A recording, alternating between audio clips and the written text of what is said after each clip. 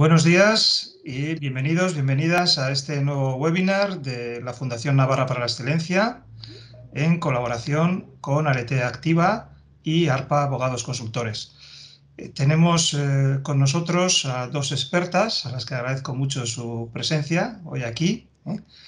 Pues paso a presentarles ya a Elizabeth Purroy Irurzun, licenciada en Derecho, posgrado de especialidad en Mainstreaming de Género, Iniciativas para la Igualdad, capacitación IGE en procedimiento para la integración de la igualdad de género en las empresas de Navarra, experta en mediación civil y mercantil y responsable del servicio de igualdad en Aletea Activa, que es una consultora, como ustedes ya conocen, que llevan más de 10 años acompañando a las empresas en proyectos de igualdad. Y nos acompaña también Patricia Granados Abardía, que es licenciada en Derecho, asociada y subdirectora del Departamento Laboral y responsable también del área de personas de ARPA Abogados Consultores, también una firma muy conocida. Es un despacho con más de 30 años de experiencia en el asesoramiento jurídico, económico y fiscal de la empresa y que conocemos bien en Navarra. Y nada, pues empezamos la visión práctica de los planes de igualdad. ¿Qué tenemos que saber si somos una pequeña o mediana empresa? Pues vamos a aprenderlo, cuando queráis. Fenomenal. Muchas gracias, Juanjo. Gracias a la Fundación Navarra para la Excelencia por invitarnos a participar junto con ANEC en este webinar. Siempre es un lujo contar también con mi compañera Patricia para tener esta pequeña exposición. Esperamos que sea práctica, que sea útil y como nos señalabas, vamos a intentar presentar un poquito las principales claves que están alrededor de la elaboración de los planes de igualdad. Y para ello voy a proyectar una presentación que ayude a mi intervención y se ve en pantalla, ¿verdad, Patricia? Sí. Vale. Y luego dejaremos un espacio para que, pues todas las personas que estéis hoy aquí, que también os agradecemos mucho que hayáis reservado este espacio para participar, pues que podamos hablar, conversar y, en la medida de lo que nos sea posible, resolver cualquier duda al respecto. Entonces, mi presentación versa sobre los planes de igualdad como una oportunidad para la pequeña y mediana empresa. Sí que me gustaría comenzar, aunque luego voy a intentar no hacer muchas referencias a la norma y que sea algo un poquito más práctico, pero no podemos olvidar la base, ¿no?, de todas estas novedades y estas obligaciones y oportunidades que tenemos alrededor de los planes de igualdad. Entonces, quería destacar que durante el primer cuatrimestre de 2021 entraron en vigor normas que modificaban sustancialmente la implantación de los planes de igualdad en las empresas, que estaba regulado por la Ley de 2007. Estas normas son el Real Decreto Ley 6/2019 de 1 de marzo de medidas urgentes para la garantía de la igualdad de trato y de oportunidades entre mujeres y hombres en el empleo y la ocupación. También el Real Decreto 901/2020 de 13 de octubre, por el que se regulan los planes de igualdad y su registro, y se modifica el Real Decreto 703/2010 sobre el registro y depósito de convenios y acuerdos colectivos de trabajo. Y por último, tenemos el Real Decreto 902 de 2020 de 13 de octubre de igualdad retributiva entre mujeres y hombres. Bien, entrando en materia, el plan de igualdad en mi empresa, ¿cuándo es una obligación legal y cuándo una oportunidad? Sería la primera pregunta, ¿no?, que nos podemos hacer las personas que estamos en empresas. ¿Cuándo tenemos esa obligación de tener un plan de igualdad y cuándo, no teniendo una obligación, resulta una oportunidad? Para hablar de la obligación, estamos en tres supuestos. Las empresas de más de 50 o más personas en plantilla están obligadas a contar con un plan de igualdad. Esta obligatoriedad ha ido estableciéndose o implementándose de forma paulatina. En 2007, con la Ley de Igualdad que comentaba anteriormente, eran las empresas de más de 250 personas en plantilla quienes tenían esta obligación. Con la entrada en vigor del Real Decreto 6/2019 que he comentado anteriormente, de medidas urgentes para la garantía de la igualdad de trato y de oportunidades entre mujeres y hombres en el empleo y la ocupación, se establecía en este Real Decreto que esta obligación ya iba a afectar a empresas de menor tamaño, hasta de 50 personas en plantilla. Sin embargo, dejaba 3 años de margen para que las empresas, poquito a poco y en función del tamaño de su plantilla, fuesen adecuándose a esta normativa, de manera que desde marzo de 2022 esta obligación era para las empresas de más de 50 personas en plantilla, desde marzo de 2021 para empresas de más de 100 personas en plantilla y estamos a las puertas ya a partir del 7 de marzo, es decir, ya entramos en obligación las empresas de más de 50 personas en plantilla. También hay otros dos supuestos de obligatoriedad con independencia del volumen de plantilla, que es cuando lo establezca así el convenio colectivo de aplicación en la empresa o cuando las autoridades laborales así lo exijan. Bien, esa es la parte obligatoria, pero también hay un movimiento importante a tener en cuenta que puede animar a las empresas a meterse en estos proyectos de elaboración de los planes de igualdad que, como veremos, pues son proyectos que no son especialmente fáciles de abordar, pero bueno. Un plan de igualdad, contar con él puede constituir un elemento diferenciador para acceder o puntuar en licitaciones públicas y convocatoria de subvenciones.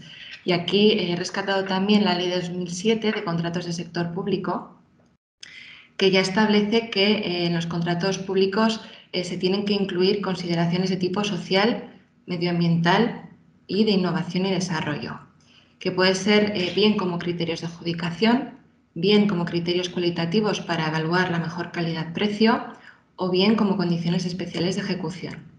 Entonces, aquellas empresas y organizaciones que habitualmente participen y liciten en concursos públicos o que pues parte de su actividad se rige por subvenciones, es una oportunidad plantearse el poder tener un plan de igualdad porque pueden estar en una mejor posición respecto a otras, por esto que comentaba. Bien, afortunadamente también para estas que sin tener una obligación legal sí que es una oportunidad o una necesidad, ¿no? También por el tipo de actividades que desarrollan y por su participación en, como decía, en concursos, licitaciones o subvenciones. La buena noticia es que desde el Gobierno de Navarra existen convocatorias de subvenciones para apoyar la elaboración y la implementación de estos planes de igualdad. Una de ellas, que lleva ya publicándose durante varios años, es la convocatoria de subvención del Instituto Navarro para la Igualdad para ayudar a empresas y organizaciones de Navarra a elaborar sus primeros planes de igualdad. Este año se ha publicado, pues con un poquito de anterioridad que otros años. Aquí también informo, ¿no?, ya de antemano que es verdad que se cerró el plazo para presentar solicitudes a esta convocatoria el 28 de febrero, pero que es una convocatoria que sale anualmente y es interesante tenerla, ¿no?, en nuestro mapa para a lo mejor en algún momento alguna empresa le puede interesar de cara al año que viene. Entonces, os contamos que este año la subvención estaba dirigida a aquellas organizaciones que no tenían esa obligación de tener un plan de igualdad, por lo tanto, entre 10 y 49 personas en plantilla, que se subvencionaban proyectos, se van a subvencionar proyectos que se desarrollen entre el 1 de enero y el 11 de noviembre de este año, de 2022, que las cuantías máximas que se subvenciona esta convocatoria es para organizaciones de entre 10 y 30 personas en plantilla de 3.000 euros y entre 31 y 49 personas de 4.000 euros. Y como decía, pues lamentablemente ya se ha finalizado el plazo para presentar esta convocatoria, pero pues el año que viene entendemos que volverán a sacar esta oportunidad.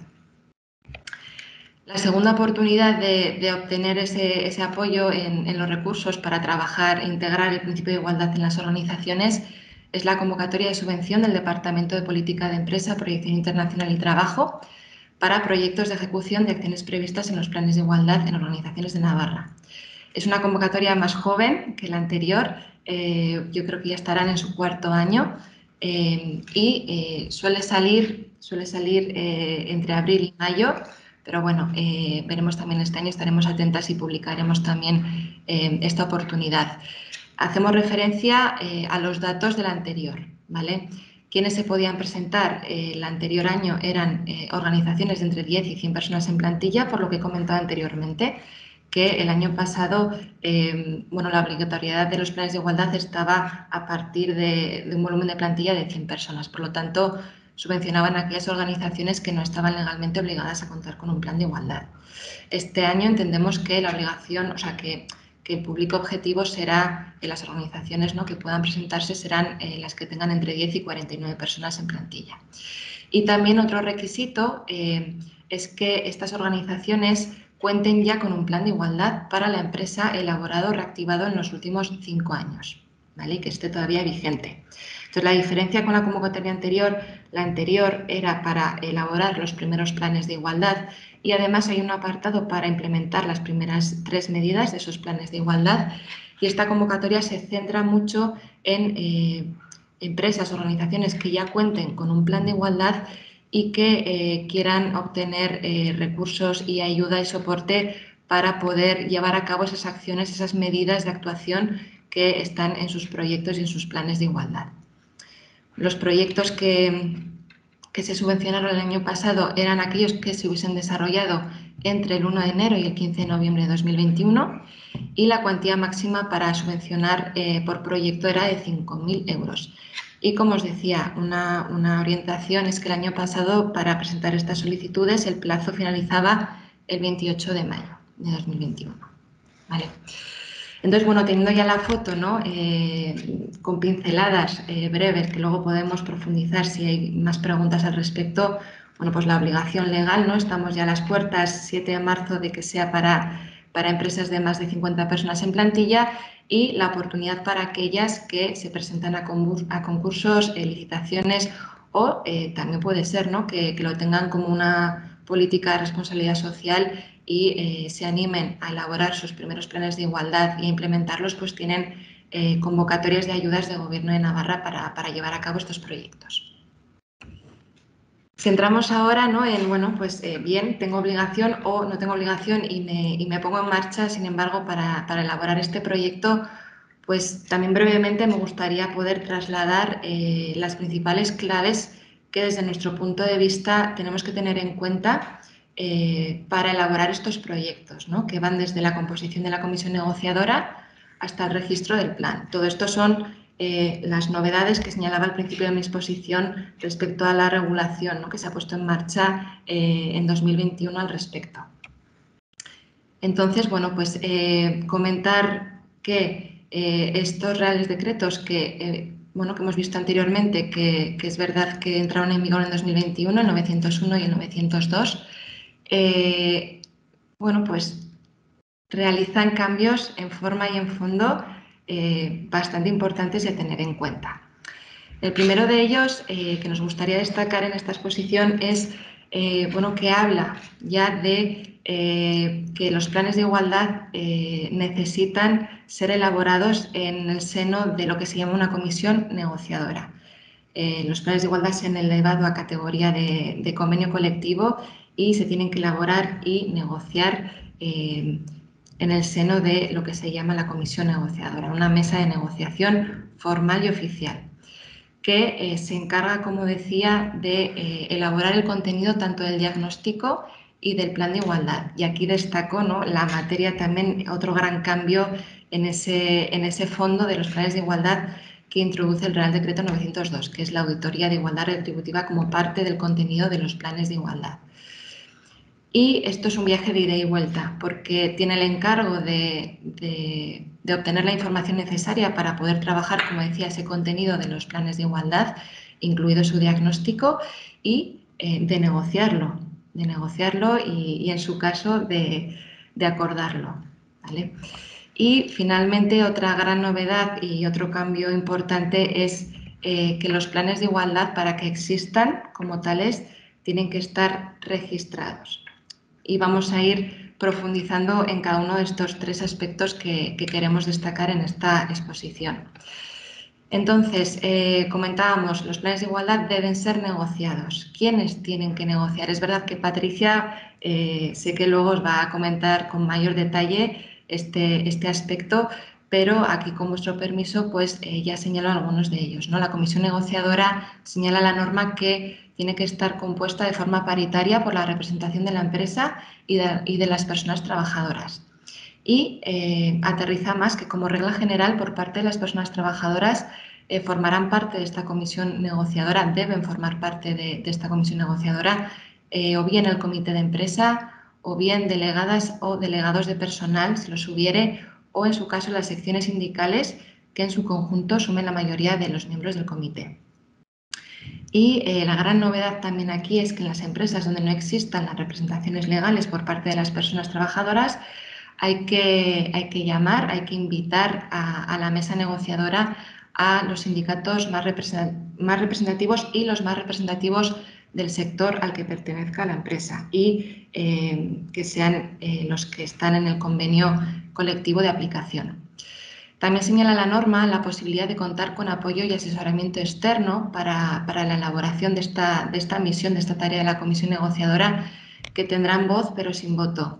Y esto, bueno, pues es un acierto en este momento porque es verdad que bueno, pues hace falta, ¿no?, tener esa formación y esa especialización para poder abordar todas las materias y con la mirada de género para elaborar esos diagnósticos y los planes de igualdad, que llegará un momento, ¿no?, en el que las empresas y los comités de empresa, los representantes legales tengan esa formación y puedan realizarlo de forma interna, pero es verdad que en este momento, bueno, pues tanto por la parte social, ¿no?, como la parte de la empresa, sí que se está recurriendo a ese asesoramiento externo a través de sus organizaciones sindicales o de consultoras para poder abordar estos trabajos.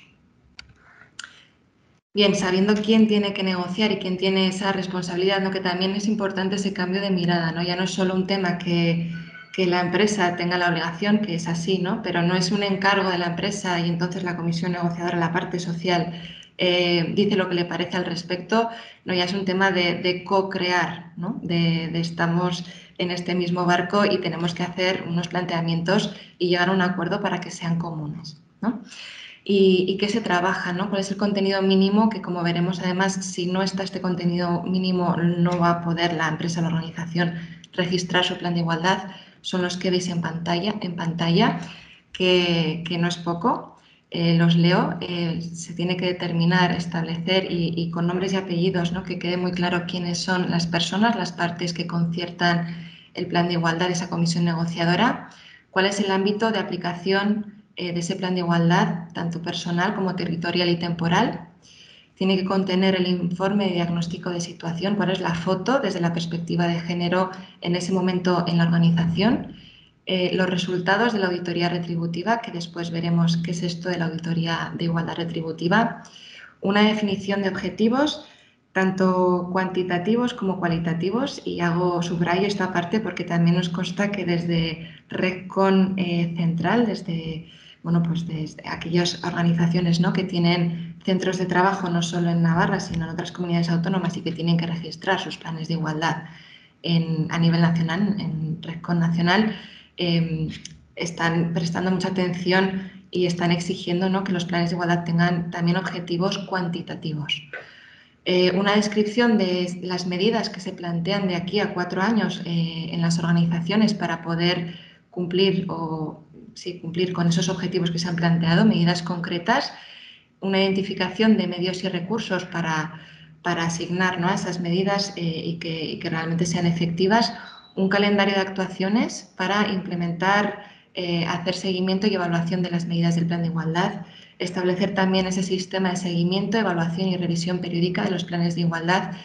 Aquí también me detengo un poquito porque es verdad que, bueno, el primer paso es elaborar el plan de igualdad y de eso se trata este webinar, pero no se nos puede olvidar que luego esas empresas, esas organizaciones tienen que hacer algo con este plan de igualdad e inspección cuando visita, pide el número de registro de ese plan de igualdad para comprobar si existe como tal, pero luego la siguiente pregunta es, bueno, ¿qué estáis haciendo con este plan de igualdad, ¿no? Mostrarme esos informes de seguimiento y evaluación, qué está pasando, estáis consiguiendo alcanzar resultados, qué impacto está teniendo, cómo está siendo el proceso.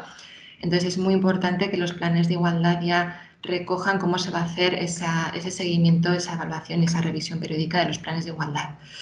También la composición y funcionamiento de la comisión u órgano paritario que se va a encargar de hacer ese seguimiento y evaluaciones periódicas. Y por último, pues un procedimiento de modificación, incluido un procedimiento para solventar posibles discrepancias que puedan surgir en esa comisión paritaria de seguimiento y evaluación del plan de igualdad. Y también, destacar que dentro del informe diagnóstico la norma también señala aquellas materias que como mínimo tienen que ser observadas y miradas desde esa perspectiva de género dentro de una organización, que son desde cómo se hacen los procesos de selección y contratación, cómo están organizadas las personas, esa clasificación profesional por niveles, departamentos, grupos profesionales, categorías, puestos, cómo es la formación, qué impacto tienen mujeres y hombres, los procesos de promoción profesional, las condiciones de trabajo, el tipo de contrato, tipo de jornada, etcétera. Y aquí la gran novedad, ¿no?, que he comentado ya en algún momento del Real Decreto 902, que es la auditoría salarial entre mujeres y hombres. También el ejercicio corresponsable de los derechos de la vida personal, familiar y laboral, las retribuciones y la prevención del acoso sexual y por razón de sexo. Son materias mínimas, también se pueden incluir otras, ¿no?, como pues relación con el entorno o cómo es la comunicación, ¿no?, en la organización y qué impacto tiene mujeres y hombres, o la política general de la organización. ¿Vale? Entonces, ponemos un poquito, con vuestro permiso, el foco, ¿no?, en esa también novedad respecto a los contenidos, que es la auditoría de igualdad retributiva. Y vamos a tratar de contar el ABC, ¿no?, de qué es y en qué consiste esa auditoría de igualdad retributiva. Entonces, pues ya la norma señala, ese Real Decreto 902, que las empresas que elaboren un plan de igualdad deberán incluir en el mismo una auditoría de igualdad retributiva. Y aquí abro un paréntesis, porque muchas empresas y organizaciones, ¿no?, que nos llaman o con las que trabajamos confunden, incluso desde algún sindicato han confundido, ¿no?, esta auditoría de igualdad retributiva con el registro retributivo. El registro retributivo es un instrumento de transparencia retributiva diferente al de la auditoría. El registro retributivo lo tienen que tener todas las empresas, con independencia del número de personas que tengan en plantilla. Esto también es una novedad de este Real Decreto 902, pero es una obligación para cualquier empresa, no solo para las que elaboren un plan de igualdad. Pero sí, las que elaboren un plan de igualdad sí que tienen que tener esta otra herramienta, que es la auditoría de igualdad retributiva. El registro retributivo lo que es extraer datos retributivos de las personas que trabajan en la empresa y organizarlos de la siguiente manera. Al final se trata de tener desagregados por sexo, es decir, mujeres y hombres, las medias y medianas de lo que cobran, bien organizados por grupos, categorías profesionales, y respecto a lo que es el salario, los complementos salariales y las percepciones extrasalariales. Entonces, tener ese cuadro resumen donde se puedan ver esas medias retributivas y medianas, diferente, ¿no?, marcando la diferencia entre lo que perciben realmente mujeres y hombres, pero agrupado, ¿no?, medias y medianas. Y luego también hablaremos de esto, porque sí es verdad que son datos golosos y que se piden mucho desde las comisiones negociadoras, ¿no?, conocer los datos retributivos. Incluso están solicitando a nivel individual. La norma habla de medias y medianas. Ahí se queda. Al final el objetivo es conocer si existe alguna brecha por grupos, ¿no?, con esos datos agrupados, y si existe una brecha que supera el 25%, pues ver, la organización está obligada a explicar si esto es por causas justificables, y si no lo es, pues a tomar alguna medida al respecto. Entonces, cerramos paréntesis con lo que es el registro retributivo y nos centramos ahora en la auditoría de igualdad retributiva, que tiene que formar parte de los planes de igualdad. Entonces, ya este Real Decreto 902 señala que la auditoría de igualdad retributiva implica primero hacer un diagnóstico de situación retributiva en la empresa, y esto implica, tiene que estar basado en hacer una valoración de puestos de trabajo y luego tener en cuenta otros factores que pueden ser desencadenantes, a lo mejor, de posibles diferencias retributivas. Entonces, la valoración de puestos de trabajo es una herramienta de recursos humanos que ahora entra en escena en materia de igualdad. La valoración de puestos de trabajo para esta materia, la clave es que tiene que estar hecha sin sesgo de género. Y en las siguientes diapositivas pues vamos a contar un poquito más algo sobre este tema. Pero es una gran novedad, ¿no? Sí que es verdad que no muchas empresas tienen este sistema, y es interesante que lo veamos un poquito. A partir de ese diagnóstico, de esa foto, se hace un plan de actuación, ¿vale? Es como tener un mini diagnóstico y un mini plan de actuación dentro de un diagnóstico global y un plan de actuación de todas las materias que hemos visto anteriormente.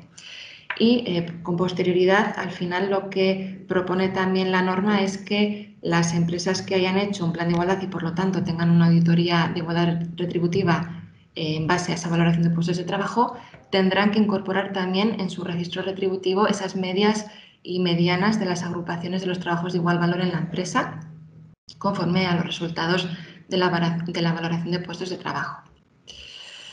Entonces, nos adentramos un poquito más profundo en la valoración de puestos de trabajo. El Real Decreto 902 señala que para hacer esta valoración hay que hacer una estimación global de todos los factores que concurren en un puesto de trabajo, teniendo en cuenta cuál es su incidencia y permitiendo asignar una puntuación o valor numérico al mismo. Aterriza un poquito más, ¿no?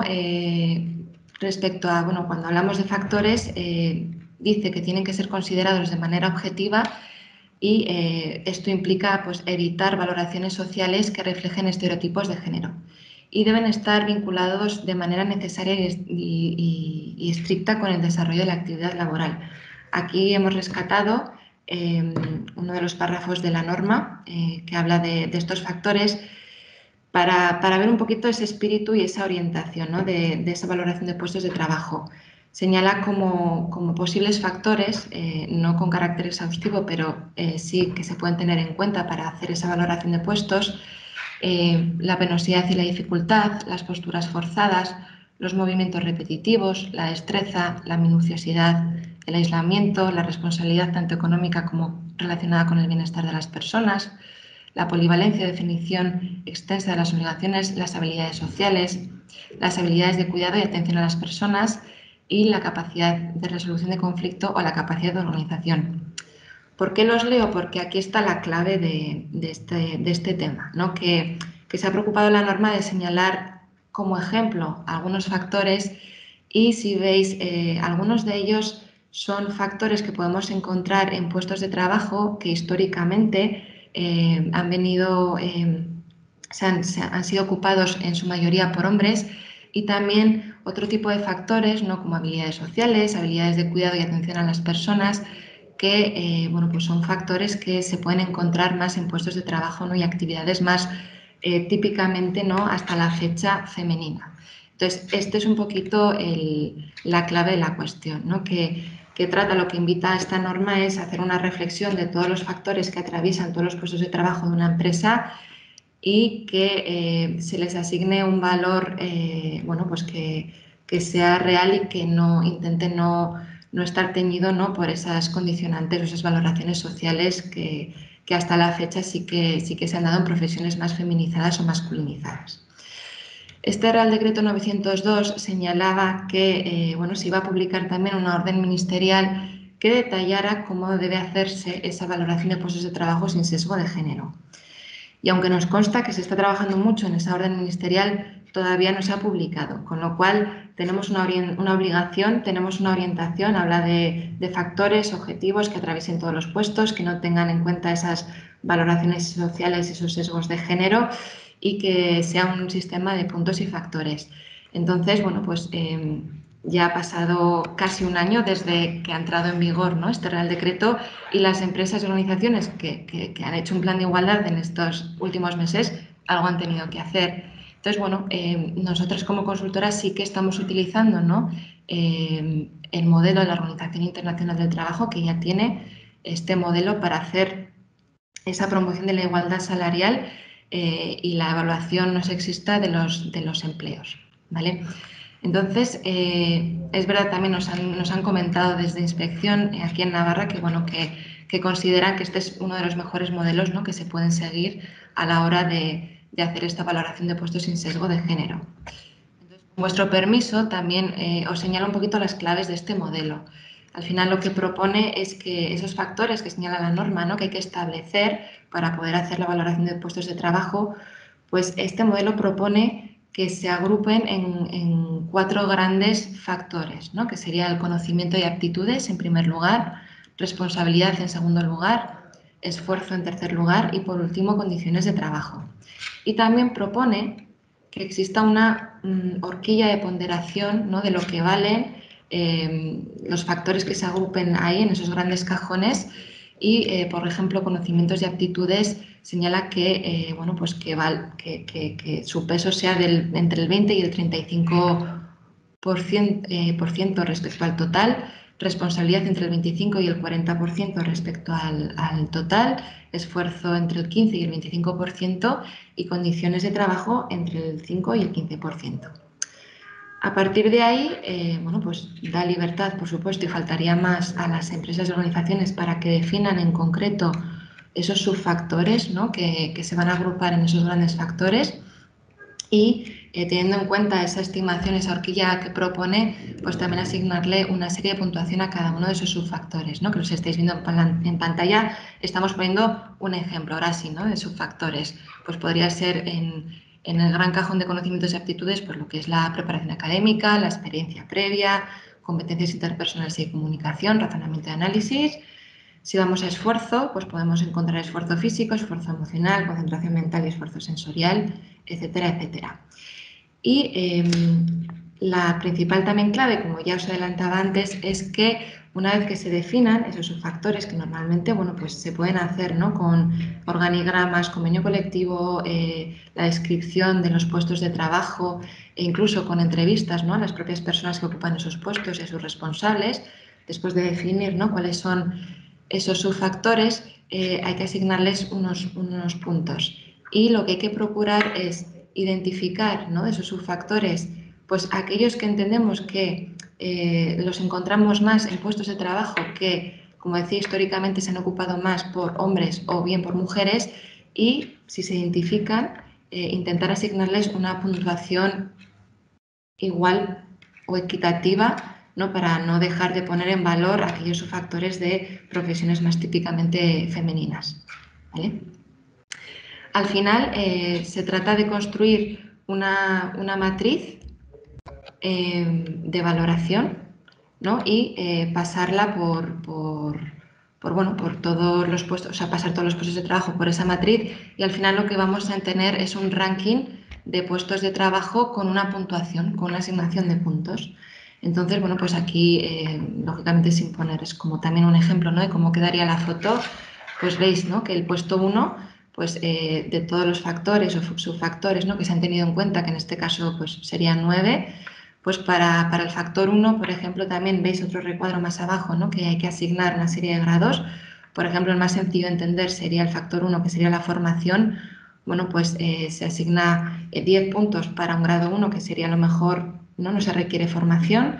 Grado 2 a lo mejor sería una FP, que sería 38 puntos. Grado 3, una titulación universitaria, y grado 4, un máster, ¿no? Entonces, bueno, pues para el puesto 1, bueno, pues exige un grado 4, por lo tanto tiene 95 puntos para el factor 1, y así sucesivamente con todos los puestos y todos los factores, de manera que obtenemos ese ranking de puntuación.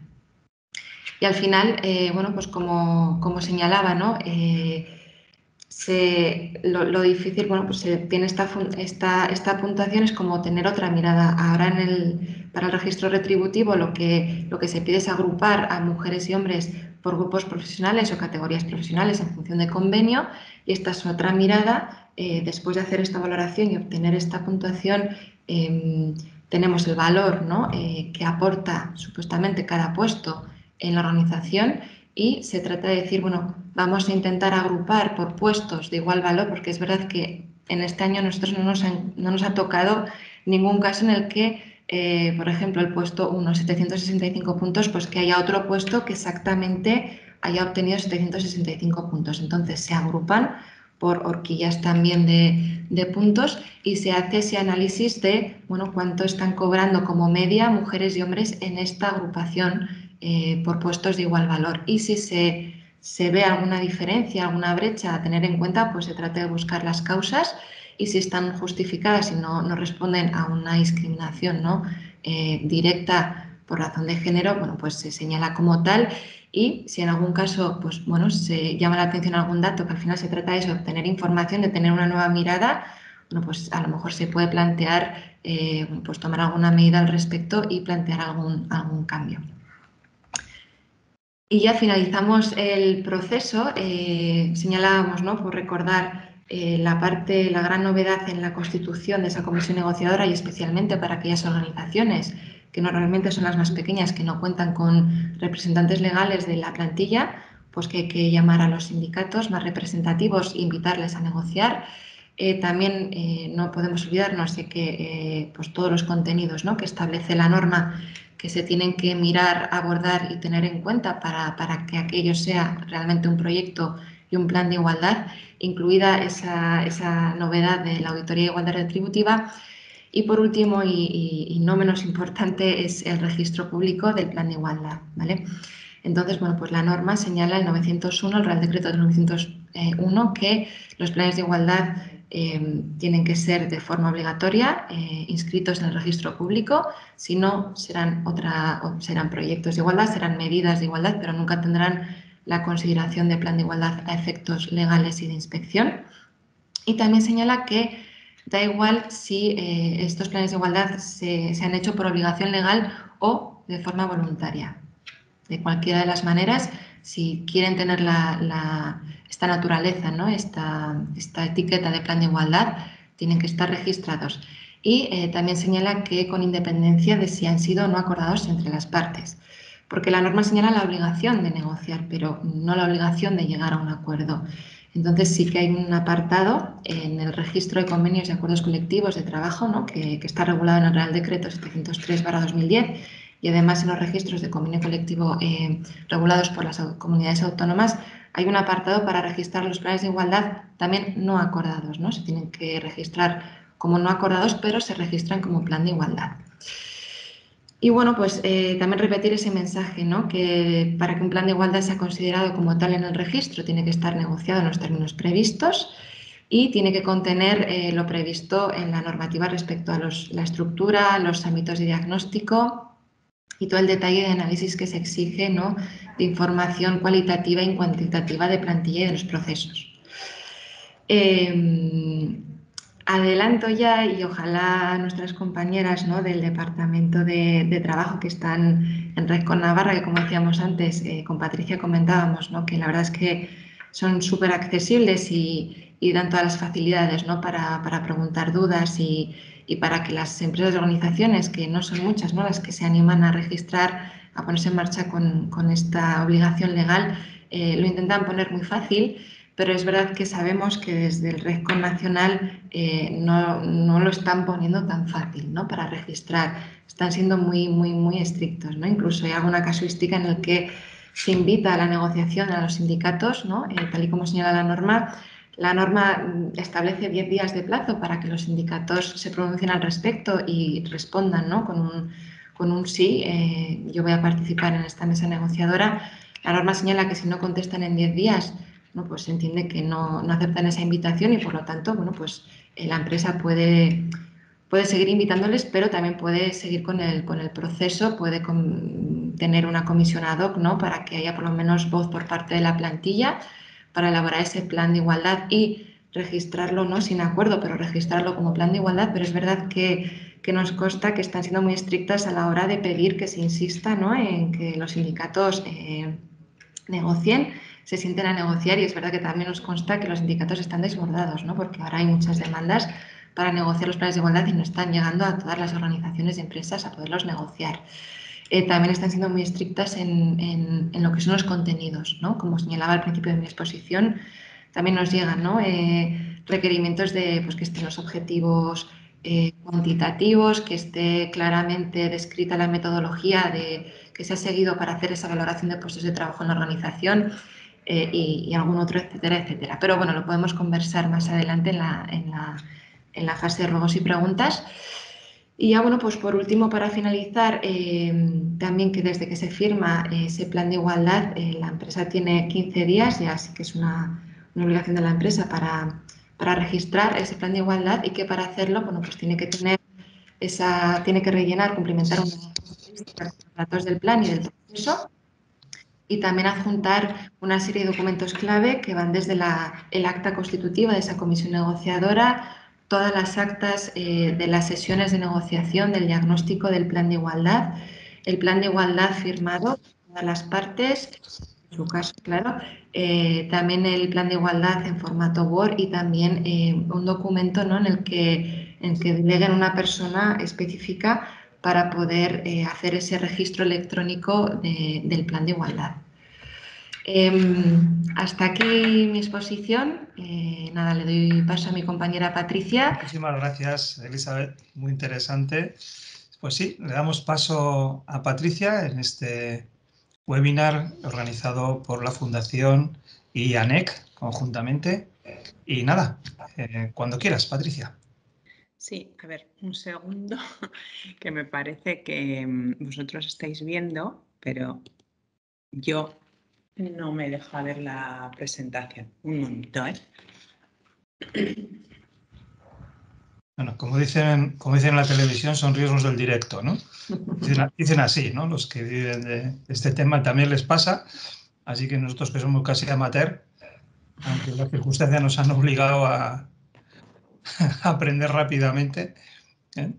Todos recordamos los primeros días de videoconferencias, cuando Ya estoy. ya está. Ya está Bien, solo. pues adelante, Patricia, cuando quieras. Bueno, pues buenos días a todas y a todos. Es un placer compartir este tiempo, que hayáis decidido pasar este tiempo y compartirlo en esta sesión. Gracias, por supuesto, a la Fundación Navarra para la Excelencia.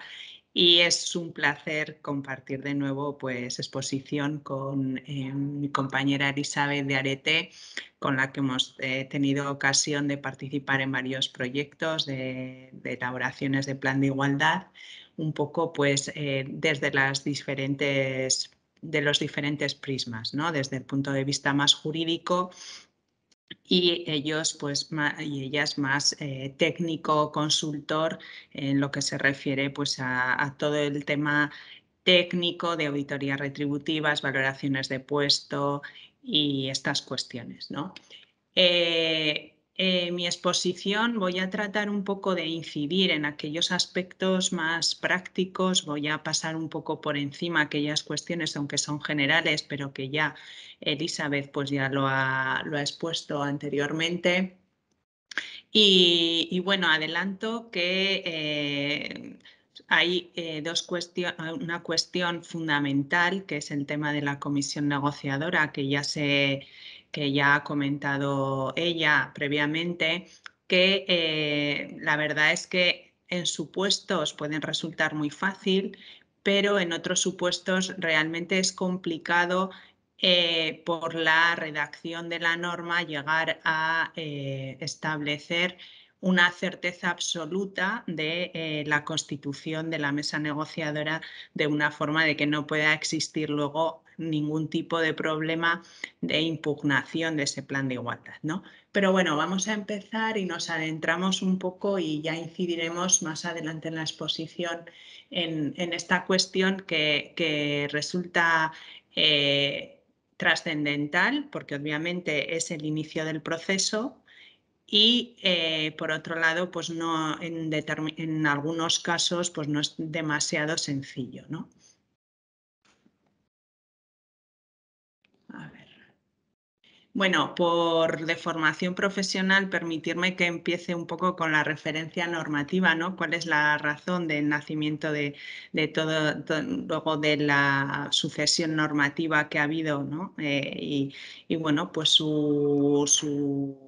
como no podía ser de otra manera, el elemento fundamental es la Constitución española, pero en su artículo 14 vemos que el término, desde luego, desde un punto de vista de igualdad, pues data de 1978, pero muy neutro no es, ¿no? Los españoles son iguales ante la ley. En el artículo 9 nos encontramos la participación de todos los ciudadanos.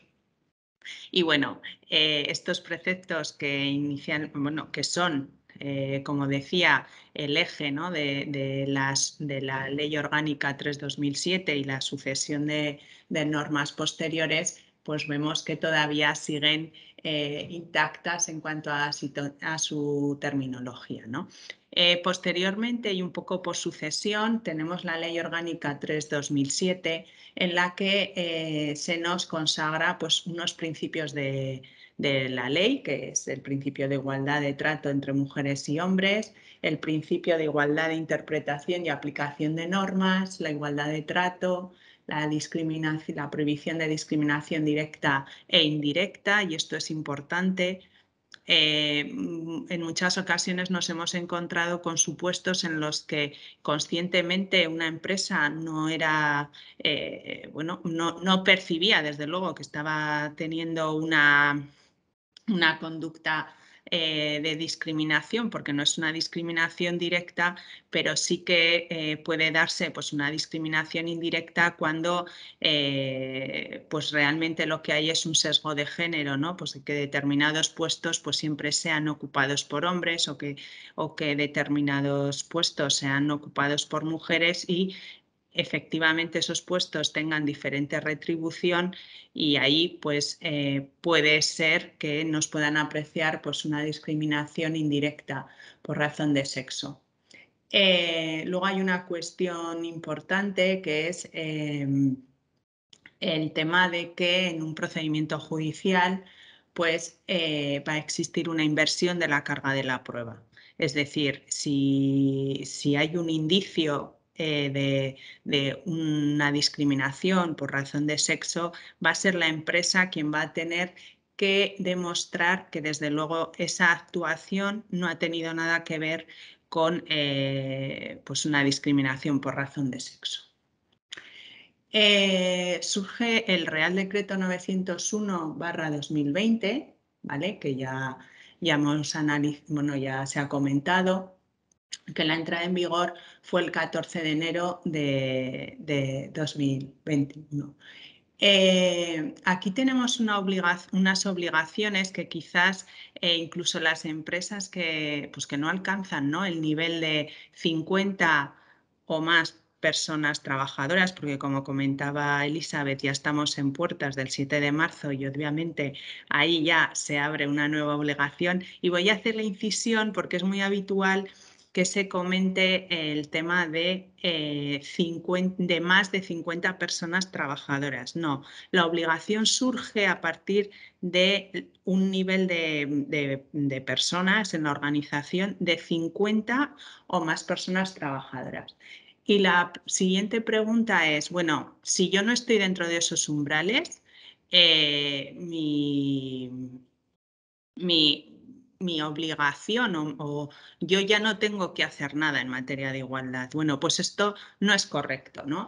El Real Decreto establece una obligación de carácter general con independencia del número de personas trabajadoras, que es que deberán adoptar previa negociación medidas dirigidas a evitar cualquier tipo de discriminación laboral entre mujeres y hombres, así como promover condiciones de trabajo que eviten el acoso sexual y el acoso por razón de sexo. Debemos borrarnos de la cabeza que el Real Decreto 901/2020 no nos es de aplicación si en nuestra organización no tenemos 50 personas trabajadoras, porque no es así. Tenemos que observar que a lo largo de este Real Decreto vamos a tener unas obligaciones, al igual que en el Real Decreto 902, que son de aplicación a la empresa independientemente del número de personas trabajadoras que tengamos en plantilla. Como decía, pues obligaciones y plazos, pues bueno, pues ya estamos antes del 7 de marzo, empresas de 50 o más personas trabajadoras. ¿Cuál es el ámbito de aplicación? ¿Qué ámbito de aplicación tiene el Plan de Igualdad? Bueno, pues el Plan de Igualdad tiene un ámbito de aplicación de empresa, ¿vale? Sin perjuicio de las peculiaridades que tenga en relación a los centros de trabajo, que luego eso lo tendremos que analizar tanto desde el punto de vista de lo que es el Plan de Igualdad como desde el 902, ¿vale?, en referencia al tema de retributivo, ¿vale? Pero nuestro plan de igualdad va a ser por empresa, es decir, por CIF. Otra cuestión que se plantea al hilo de lo que comentaba de la obligación general es si este Real Decreto a las empresas que elaboren un plan de igualdad de carácter voluntario les aplica. Pues bueno, sí en aquellos aspectos que se derive de la norma, ¿vale? Y de hecho, como decía Elizabeth, si no tendrán otra cosa, podrán tener medidas, pero no tendrán un plan de igualdad como tal o con la categoría de plan de igualdad o naturaleza de plan de igualdad, ¿no? Y de hecho el propio Real Decreto pues así lo establece, siéndoles de aplicación lo regulado en este Real Decreto cuando así resulte de su contenido. Si hacemos un examen del Real Decreto 901, en muy pocos artículos veremos una mención expresa a empresas que estén obligadas a realizar un plan de igualdad, ¿vale? Más bien es lo contrario. Como regla general, dice las empresas que elaboren un plan de igualdad. Entonces, cuando el Real Decreto utiliza esa terminología, hemos de entender que no son solo las empresas obligadas a realizar un plan de igualdad, sino que son las empresas que elaboren un plan de igualdad de forma voluntaria o obligada, indiferentemente, ¿vale? Otras de las cuestiones que quedaba en principio en el aire hasta este Real Decreto es si era posible negociar un único plan para todas las empresas de un grupo de empresas, ¿vale? El Real Decreto sí que introduce la posibilidad de poder realizar un plan de igualdad para el grupo de empresas, pero la verdad es que a efectos prácticos es como si realizásemos planes de igualdad de empresas, porque debemos tener en cuenta la actividad de cada una de las empresas que lo componen, los convenios colectivos que resultan de aplicación, incluir información de los diagnósticos de cada una de las empresas y luego nos exige un elemento adicional que deberemos justificar la conveniencia de disponer de un único plan de igualdad para varias empresas de un mismo grupo. ¿Qué está pasando en la práctica? Pues en la práctica está ocurriendo que como grupo de empresas pues se suelen establecer estrategias comunes, ¿no? en diferentes materias, pero luego en la práctica lo que se están elaborando son planes de igualdad por empresa, ¿vale? Yo a nivel de mi conocimiento, yo aquí en Navarra no tengo pues eso, constancia de que se haya efectuado un plan de igualdad único para todas las empresas del grupo, porque el trabajo va a ser exactamente igual que tener pues un plan de igualdad por cada una de las empresas. Un aspecto importante es cómo cuantifico el número de personas trabajadoras para ver si estoy en los umbrales de obligatoriedad o no, ¿vale? Pues la norma nos dice cómo tenemos que cuantificar la plantilla. Tenemos que tener en cuenta que ¿qué va a ser plantilla? Pues va a ser plantilla todo el trabajador por cuenta ajena según la definición del 1.1 del Estatuto de los Trabajadores. Con lo cual, ¿qué va a ocurrir? Pues que las relaciones mercantiles que sean correctas, es decir, que sea una relación mercantil, no va a computar. Las personas que estén en situación de beca, pues no van a computar.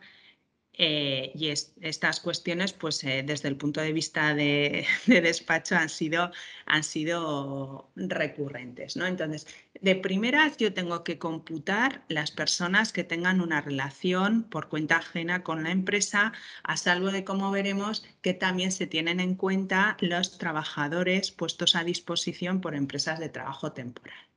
¿Cómo los debo cuantificar? Bueno, pues yo tengo que cuantificar que cada persona, ¿vale?, va a computar como uno, porque la norma dice, da igual la tipología de contrato que tenga en el momento de la cuantificación, que me va a computar como un trabajador. Los contratos fijos discontinuos, da igual que sea a tiempo parcial, e incluso los contratos de duración determinada. Pero aquí introduce una cuestión adicional, que lo que se establece es que han de sumarse los contratos de duración determinada que, habiendo estado vigentes en la empresa durante los 6 meses anteriores a la fecha del cómputo se hayan extinguido en el momento del cómputo. Y en ese caso, ¿cómo tenemos que computar a esos trabajadores? Bueno, pues en ese caso cada 100 días o fracción se computa como una persona más. Y como os indicaba, también incluyen los contratos de puesta a disposición de las empresas de trabajo temporal.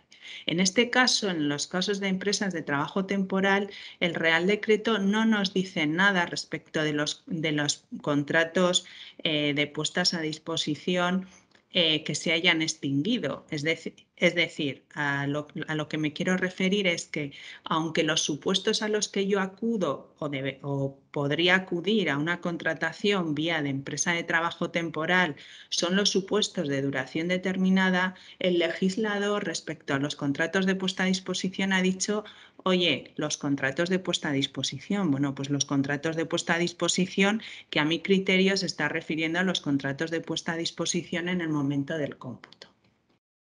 ¿Cuándo se efectúa el cómputo de personas trabajadoras? Bueno, pues la norma establece que al menos debemos hacerlo el último día del mes de junio y el último día del mes de diciembre.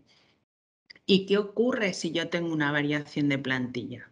Bueno, pues si se ha alcanzado el umbral y ya nace la obligación de negociar y elaborar un plan de igualdad, esa obligación se va a mantener aun cuando el número de personas trabajadoras varíen y queden por debajo de 50 personas trabajadoras una vez constituida la comisión negociadora.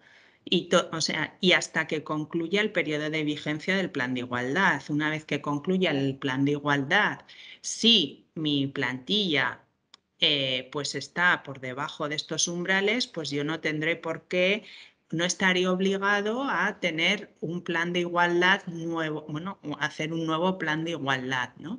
Pero una vez iniciado el proceso, da igual que yo tenga una minoración significativa de plantilla, que el plan de igualdad va a seguir hasta la finalización de su vigencia.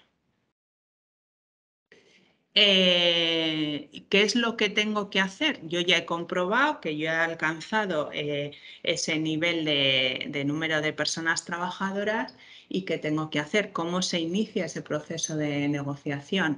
Pues lo primero que tengo que hacer es la constitución de la mesa negociadora. ¿Y en qué plazo lo tengo que hacer? Bueno, pues es en el plazo de 3 meses desde que se hubiera alcanzado el número de personas trabajadoras que hacía obligatorio el plan de igualdad. Y en caso de que se trate pues un plan de igualdad que sea por convenio colectivo, la obligación por convenio colectivo será el plazo que esté establecido en el convenio colectivo, o en el caso de que haya sido la autoridad laboral quien lo ha requerido, pues en el plazo del requerimiento. La norma también contempla un plazo máximo para negociar, aprobar y presentar la solicitud la solicitud del registro al plan de igualdad, y establece que es de 1 año a contar desde el día siguiente a la que finalice el plazo previsto para iniciar el procedimiento de negociación, que son esos 3 meses que yo tengo desde que mi cómputo ha llegado el cómputo de los 50 personas trabajadoras, tengo 3 meses para constituir esa mesa negociadora. Bueno, pues a partir de esos 3 meses tengo 1 año para poder elaborar y registrar ese plan de igualdad. Y aquí viene una de las cuestiones más críticas por la importancia que puede tener ello, porque en el caso de configurar mal pues esa comisión negociadora puede dar lugar a declaraciones de nulidad de los planes de igualdad. Como decía Elizabeth, a los planes de igualdad se han elevado a categoría de convenio colectivo y por tanto se ha establecido la imposibilidad de negociar los planes de igualdad con comisiones AZOC, que son estas comisiones que se creaban y que todavía siguen subsistiendo en el Estatuto de los Trabajadores para otras medidas empresariales, como puede ser un expediente de regulación de empleo o una modificación sustancial de condiciones de trabajo. Pues bien, para el tema de los planes de igualdad, no se ha introducido esta posibilidad. Los tribunales ya han dicho que no es válido un plan de igualdad que se haya suscrito con una comisión ad hoc, será otra cosa, serán medidas destinadas a que no exista discriminación, a que establezcan medidas de igualdad, pero desde luego no va a tener la categoría de plan de igualdad. Entonces, el Real Decreto 901 en su artículo 5 nos dice con quién vamos a tener que negociar y cómo tenemos que constituir la comisión negociadora. Entonces, en la comisión negociadora pues va a participar obviamente la representación de la empresa y de las personas trabajadoras. Si yo tengo representación sindical, no va a haber problema porque la interlocución, pues en principio va a ser con la representación legal que yo tenga en mi empresa. Se va a promover una composición, y digo promover porque no es obligatorio o no es obligatorio y no, porque no puede serlo, porque si yo en mi empresa resulta que todos los miembros del comité pues son mujeres, pues es que pues es lo que hay, o mayoritariamente hombres, pues es lo que hay. La norma me dice con quién tengo que negociar pero sí que es cierto que se establece que se promoverá una composición equilibrada entre hombres y mujeres en cada una de las partes y luego el Banco Social, bueno, pues digamos el elemento crítico es el establecido para aquellos casos en los que o la empresa o una empresa con varios centros de trabajo no tenga en alguno de ellos representación legal de las personas trabajadoras, ¿vale? Bueno, pues como os decía, pues para las empresas con representación legal, pues voy a negociar o con el comité de empresa o con los delegados de personal o con las secciones sindicales que sumen la mayoría del comité. Y luego, para el grupo de empresas se remite al artículo 87 del Estatuto de los Trabajadores. La composición de la comisión tiene que ser proporcional a su representatividad. ¿Y qué ocurre cuando no existe representación legal de las personas trabajadoras, tanto en la empresa que solo tenga un centro de trabajo, como en aquellas empresas que tienen varios centros de trabajo, pero que en unos tienen representación y en otros no? Como os decía, una de las cuestiones claves, porque en tema de negociación colectiva, de los convenios colectivos ya está muy resuelto, es el denominado principio de corresponsabilidad. ¿Qué quiere decir eso? Que yo, porque en un centro de trabajo tenga representación legal de los trabajadores y en otro no, no me va a habilitar a suscribir un plan de igualdad que, como os he dicho, su ámbito de aplicación va a ser a la totalidad de la empresa, pues esa legitimación pues no va a estar correctamente configurada, ¿no? Y la norma te dice, bueno, pues en los casos en los que haya unos centros de trabajo que sí que tenga y en otros no, lo que voy a tener que hacer es, respecto de los centros de trabajo que no tengo, pues llamar a los sindicatos. ¿Pero a qué sindicatos, no? Y la norma establece que van a ser los sindicatos más representativos y los sindicatos representativos del sector al que pertenezca la empresa y con legitimación para formar parte de la comisión negociadora del convenio colectivo de aplicación. Al despacho nos han llegado muchas consultas que dicen, no, nosotros lo que hacemos es consultamos el convenio colectivo que nos aplica y bueno, como ahí te aparece quién lo ha negociado. No, no es así. Lo que nos va a aparecer es quién ha suscrito ese convenio colectivo. Pero puede ser que existieran otros sindicatos que estuviesen legitimados para estar en esa mesa de negociación y no hayan suscrito el convenio colectivo, pues porque hayan considerado que el contenido pues no era para alcanzar un acuerdo. Entonces la pregunta es, oye, ¿y qué tenemos que hacer para saber a qué sindicatos tenemos que llamar? Bueno, pues tendremos que acudir al registro de elecciones sindicales y solicitar, por respecto de nuestro sector, pues qué sindicatos tienen la condición de representativos o más representativos, ¿no? La condición de representativo o más representativo está regulada en la Ley Orgánica de Libertad Sindical, ¿vale? Y os lo digo, bueno, pues a nivel de sector se considera representativo el sindicato que tiene una representatividad del 10% en el ámbito funcional y territorial en la que se está refiriendo. A nivel de comunidad autónoma, pues en los que tengan un 15% de participación y tengan al menos 1.500 representantes en la comunidad autónoma, ¿no?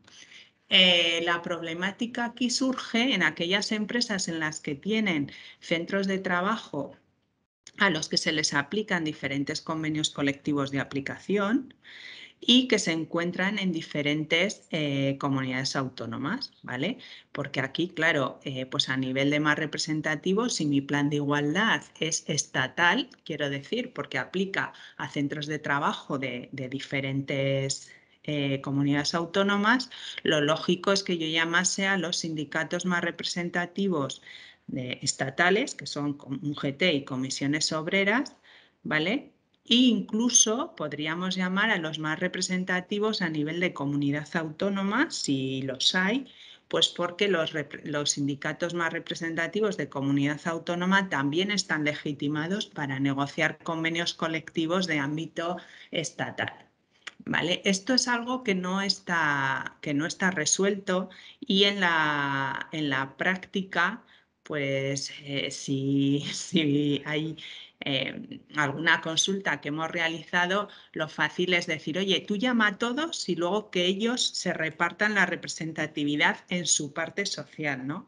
Bueno, pues tú llama a todos, pero bueno, pues luego ya esto de llama a todos o a quién, o sea, ¿a quién estoy obligado a llamar? Bueno, pues son casos en los que hay algunos que son muy claros, en los que yo tengo un centro de trabajo, se me aplica un convenio colectivo y ya está, y luego va a haber otros en los que va a haber que analizarlos pues de una forma pues muy casuística.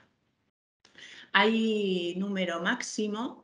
Es un máximo de 6 miembros por cada parte y en los casos en los que se va a necesitar una composición mixta, es decir, por una parte hay centros que sí que tienen representatividad y otros que no la tienen, en ese caso el máximo son 13 miembros. Como decía antes Elizabeth en su intervención, se puede contar con asesoramiento externo con voz y sin voto. Bueno, aquí os hacía referencia a la sentencia del Tribunal Supremo de 26 de enero de 2021 que ya establecía que deben ser negociados por representantes unitarios o sindicales de los trabajadores que acrediten la legitimación del 87.1, que este artículo no hace referencia sino a quien está legitimado para negociar convenios colectivos. ¿Cómo debe desarrollarse la negociación en la comisión negociadora? Pues muy importante, porque luego nos lo van a pedir en el registro, va a ser levantar acta de cada reunión y que debe ser aprobada y firmada para luego remitirla a la autoridad laboral. Debe negociarse de buena fe. Bueno, ¿esto qué significa? Pues que bueno, pues si una de las partes tiene una inmovilidad absoluta en su posición, pues obviamente eso es importante reflejarlo en las actas, ¿vale? Es importante porque puede ser tanto por una parte como por la parte sindical. A los efectos de elaborar el diagnóstico van a tener derecho a acceder a cuanta documentación e información resulte necesaria. Y luego, pues bueno, las personas integrantes de la comisión negociadora deberán observar la obligación de sigilo. Esto es importante que en el acta de constitución de la comisión negociadora pongamos, bueno, nosotros desde luego lo aconsejamos y así lo hacemos, que las partes suscriben una obligación de sigilo aun cuando la norma lo establece de forma expresa. Una cuestión que se me ha olvidado antes decirlo y me parece muy importante desde el punto de vista práctico es que esa convocatoria que hacemos, esos llamamientos que hacemos a los sindicatos, lo hagamos siempre mediante una forma que sea fehaciente en su recepción, ¿vale? Que puede ser desde un burofax o puede ser desde un email certificado, pero en cualquier caso, una forma en la que pues para efectos del registro nosotros podamos acreditar de manera fehaciente que sí que hemos llamado a esos sindicatos porque ellos tienen 10 días para comparecer y para decir, oye, yo quiero estar. ¿vale? Como decía Elizabeth, desde el registro central están haciendo especial hincapié en que tenemos que intentar que acudan los sindicatos, pero bueno, a nadie no se le puede obligar. Nosotros más que... nosotros en la práctica sí que es cierto que no solemos únicamente quedarnos con el primer llamamiento y convocatoria. Ha habido veces en los que sí que ha comparecido algún sindicato y algún otro no. Entonces, cuando ya se va a formalizar la constitución de la mesa, se les vuelve a llamar a estos que no han acudido y decir, bueno, ya se les llamó en fecha tal, pero les informamos que en esta fecha se va a proceder a la constitución de la mesa negociadora a fin de si les puede interesar comparecer, ¿no? Entonces, de alguna forma ahí ya nadie te puede decir que no ha existido una voluntad de llamamiento o una diligencia por parte de las empresas de llamar a los sindicatos más representativos. Otra cuestión interesante es que en su momento se cuestionó qué pasaba si solo me comparecía a un sindicato que igual su representatividad en el sector pues no es muy grande. Bueno, pues el Real Decreto nos ha resuelto esa duda y nos ha establecido que basta con que acuda a uno de los sindicatos, que tu interlocución, una vez constituida la comisión negociadora, pues va a ser con ese sindicato.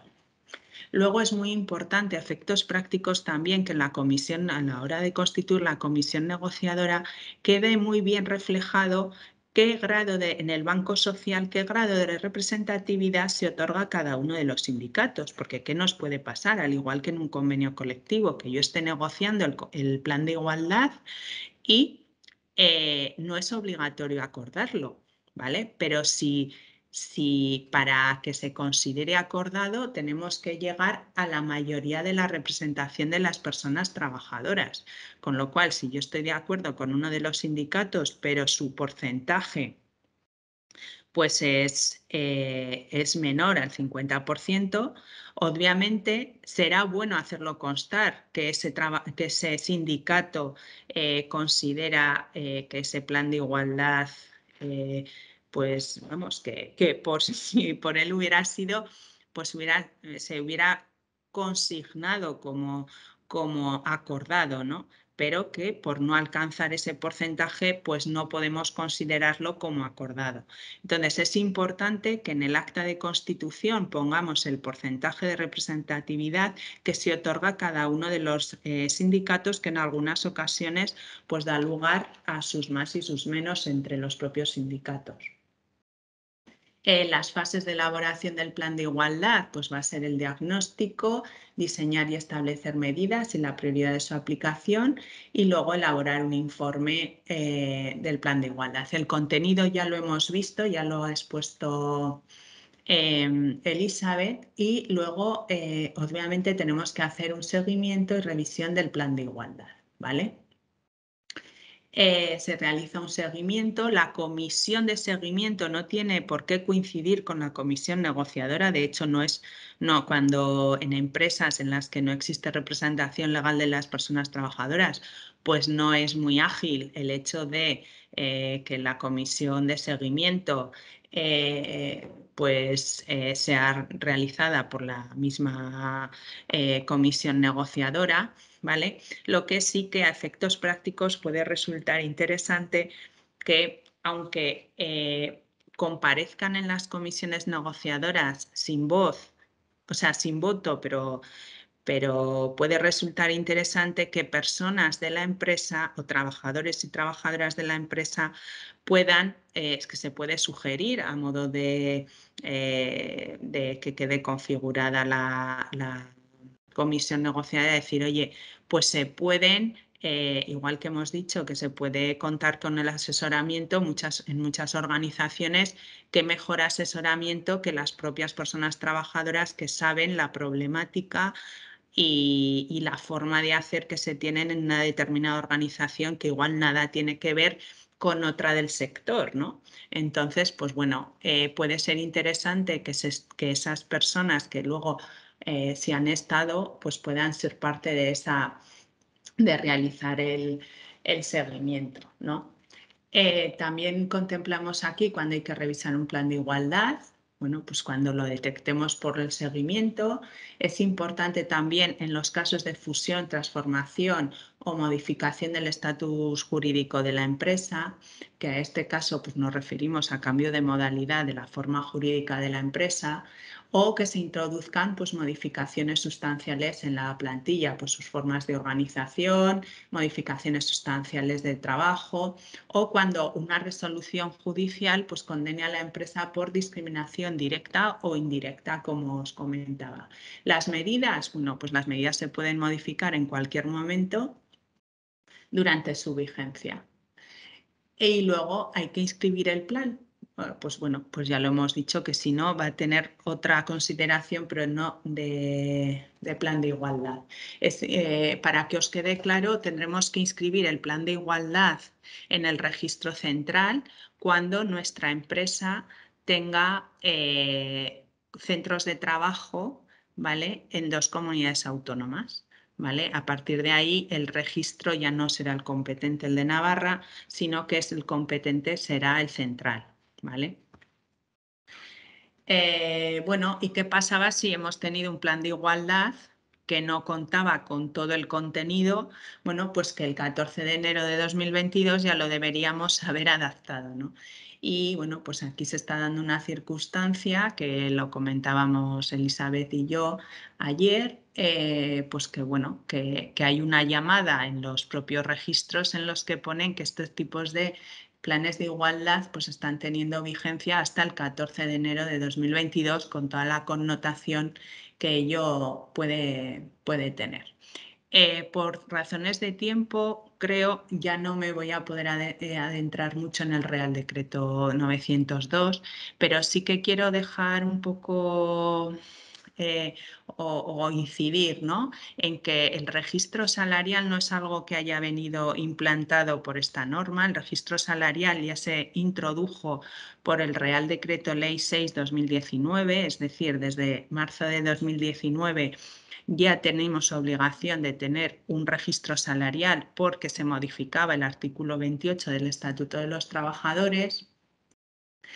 Y pues un poco esa diferencia, ¿no?, que decía Elizabeth respecto de que el registro salarial lo van a tener que tener todas las empresas, da igual la dimensión que tengan, mientras que la auditoría retributiva, que va más allá, en la que ahí vamos a cotejar la valoración de nuestro puesto de los puestos de trabajo que hemos realizado con la situación retributiva, ¿no?, más allá de los grupos profesionales de convenio. La auditoría retributiva la vamos a tener que realizar cuando hayamos elaborado un plan de igualdad. ¿Vale? La norma dice además las empresas que elaboren un plan de igualdad porque bueno, hay diferentes opiniones. Algunos consideran que solo es de aplicación a las empresas de obligado, vamos, que están dentro de 50 o más personas trabajadoras en este caso, ¿no? Pero lo cierto es que la norma dice las empresas que elaboren plan de igualdad, no dice las empresas obligadas a realizar un plan de igualdad. Entonces, desde mi punto de vista, la auditoría retributiva, los resultados de la auditoría retributiva van a tener que estar incluidos en todos los planes de igualdad que se elaboren, sean voluntarios o no sean voluntarios. Y bueno, pues nos quedaría un poco más por ver, pero si queréis un poco pasamos ya a lo que es la fase de preguntas y quedamos a vuestra disposición para resolver las dudas si podemos. Y muchas gracias por vuestra atención y espero que os haya aportado algo práctico esta intervención. Muchas gracias a todos, a todas por participar y nada, hasta la siguiente.